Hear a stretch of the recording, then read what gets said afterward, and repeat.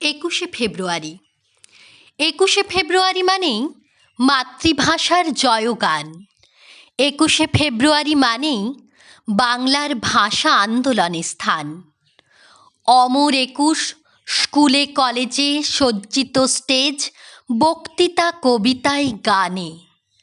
আমার ভাইয়ের রক্তে রাঙানো ২১শে ফেব্রুয়ারি আমি কি ভুলিতে পারি? সর্বত্র মুখরিত এই গানের কলতানে।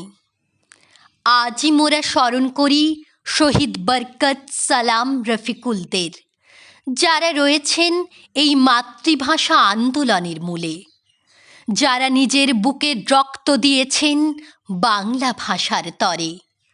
অমর ২১ তাদের কথা কি কখনো ভুলিতে পারে? আমার কাছে ফেব্রুয়ারির ২১ মানেই মোদের গরব, মোদের আশা, মোদের প্রিয় বাংলা ভাষা।